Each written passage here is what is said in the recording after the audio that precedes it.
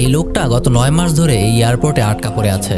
এয়ারপোর্টের পুলিশ তাকে এয়ারপোর্ট থেকে বের হতে দেয় না, আবার তার নিজের দেশে ফিরে যাওয়ার জন্য তার পাসপোর্ট আর ভিসাও অ্যাকসেপ্ট করে নেয় না। তার উপর সেই দেশের ভাষাও সে জানে না। তারপরও একটা মানুষ কিভাবে 9 মাস ধরে এয়ারপোর্টে স্বাভাবিকভাবেই বেঁচে আছে? চলুন বেশি কথা না বলে গল্প শুরু করা যাক। এই লোকটার নাম ভিক্টর, আর সে তার মৃত বাবার একটা স্বপ্ন পূরণ করতে জীবনে প্রথমবারের মতো আমেরিকা এসেছে।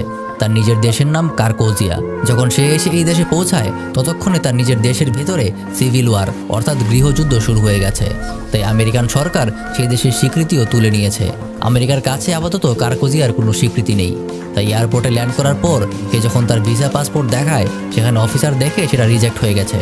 কারণ যেহেতু আমেরিকার কাছে আপাতত কার্কোজিয়ার কোনো স্বীকৃতি নেই, তাই ডাটাবেস থেকে কার্কোজিয়ার নামের যে কোনো দেশ আছে সেটাই মুছে দেওয়া হয়েছে।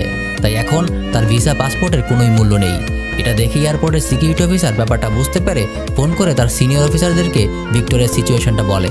তাই ভিক্টরকে সেখান থেকে এয়ারপোর্টের বর্ডার সিকিউরিটি ও ইমিগ্রেশন হেড অফিসার মিস্টার ডিকসনের কাছে নিয়ে যাওয়া হয়। মিস্টার ডিকসন পুরো ঘটনাটা ভিক্টরকে বুঝিয়ে বলে যে সে যে মুহূর্তে প্লেনে ছিল ঠিক সেই মুহূর্তেই তার দেশ কার্কোজিয়াতে গৃহযুদ্ধ শুরু হয়ে যাওয়ার কারণে আমেরিকার সরকার কার্কোজিয়ার স্বীকৃতি তুলে নিয়েছে। তাই সে এই মুহূর্তে একজন দেশহীন মানুষ। না সে এখন আমেরিকায় ঢুকতে পারবে, না সে তার নিজের দেশে ফেরত যেতে পারবে। কিন্তু ভিক্টর ইংরেজি বলতে বা বুঝতে কিছুই পারতো না, তাই সে ডিকসনের কথা কিছুই বুঝতে পারে না। ডিকসন অনেকভাবে কথা বলে বোঝানোর চেষ্টা করে যে সে এই মুহূর্তে এয়ারপোর্টের বাইরে যেতে পারবে না, কিন্তু ভিক্টর তাও কিছুই বুঝতে পারে না। শেষমেশ ডিকসন ইশারায় তাকে বুঝিয়ে দেয় যে তাকে এই এয়ারপোর্টে কিছুদিন অপেক্ষা করতে হবে এবং কোনোভাবেই সে এয়ারপোর্টের বাইরে যেতে পারবে না। ভিক্টর সেটাকে সাধারণ অপেক্ষা মনে করেই বাইরে চলে যায়। তার সাথে একজন এয়ারপোর্টের সিকিউরিটি অফিসার তাকে এয়ারপোর্টের লাউঞ্জ এরিয়া পর্যন্ত এগিয়ে দেয়, আর তাকে খাবারের জন্য কিছু কুপন আর কল করার জন্য কিছু কার্ড দিয়ে চলে যায়। এখন অবধি ভিক্টর জানেও না যে তার দেশে যুদ্ধ শুরু হয়ে গেছে আর সে এখানে আটকা পড়ে গেছে। কিছুক্ষণ এয়ারপোর্টের ভিতরে ঘুরে বেড়ানোর পর হঠাৎ সে দেখতে পায় এয়ারপোর্টের টিভি নিউজে তার দেশের যুদ্ধ দেখাচ্ছে, কিন্তু সেই নিউজ ইংলিশে বলা হচ্ছিল আর লেখাও সব ইংলিশেই ছিল।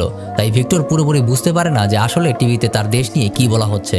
সে আশেপাশের মানুষকে সাহায্যের জন্য বলে, কিন্তু কেউই তার ভাষা বুঝতে পারে না। সবাই তাকে তাড়িয়ে দেয়। কয়েক মুহূর্তের জন্য তার নিজেকে খুব অসহায় মনে হতে থাকে, কিন্তু সে এটা বুঝে গিয়েছিল যে কার্কোজিয়াতে খুব খারাপ কিছু একটা হচ্ছে আর সে এখন কার্কোজিয়াতে ফেরতও যেতে পারবে না।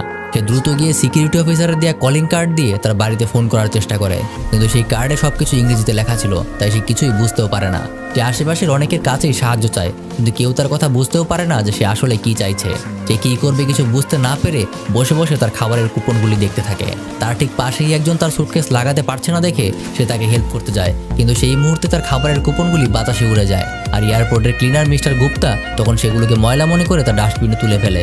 সে দৌড়ে গিয়ে গুপ্তাকেও বোঝানোর চেষ্টা করে সেগুলো তার খাবারের কুপন ছিল আর সে ভুলে সেগুলো নিয়েছে, কিন্তু তার এই কার্কোজিয়ান ভাষা মিস্টার গুপ্তাও বুঝতে পারে না। সেই দিনটা তার না খেয়েই কেটে যায়। রাতের বেলা সে গেট নাম্বার 67-এর কাছে গিয়ে যাত্রীদের বসার সিটগুলিতে বসে থাকে। এয়ারপোর্টের এই দিকটাতে তখন কনস্ট্রাকশনের কাজ চলছিল, তাই রাতের বেলা সেটা একবারই শান্ত থাকতো। এদিকে সারাদিন ধরে না খেয়ে সে অনেক ক্লান্ত হয়ে আছে, তাই তার প্রচণ্ড ঘুম পেতে শুরু করে। সে বুদ্ধি করে চেয়ারগুলিকে একসাথে করে নিজের জন্য একটা বিছানার মতো বানিয়ে ফেলে আর সে শুয়ে শুয়ে একটা ছোট টিনের কৌটার দিকে তাকিয়ে থাকে। এই টিনের কৌটাটাই এই গল্পের মূল আকর্ষণ। এটার রহস্য সামনে জানতে পারবেন। এভাবে এই টিনের কৌটাটা দেখতে দেখতেই সে ঘুমিয়ে পড়ে। পরদিন সকালে ডিকসনকে দেখা যায় সে তার সিনিয়র অফিসারের সাথে কথা বলতে হেঁটে যাচ্ছে। সেই সিনিয়র অফিসার তাকে বলে কিছুদিনের মধ্যেই সে রিটায়ার করবে, তখন তার জায়গায় ডিকসন এই জায়গাটায় প্রমোশন পাবে। সেই জন্য কোনো রকম দায়িত্ব অবহেলা না করে, তাহলে সে প্রমোশনটা নাও পেতে পারে। এটা শুনে ডিকসন তার কাজে আগের চেয়েও বেশি সিরিয়াস হয়ে যায়। এদিকে ভিক্টরকে দেখা যায় সে এয়ারপোর্টটাকে নিজের বাড়ির মতো ব্যবহার করতে শুরু করে দিয়েছে।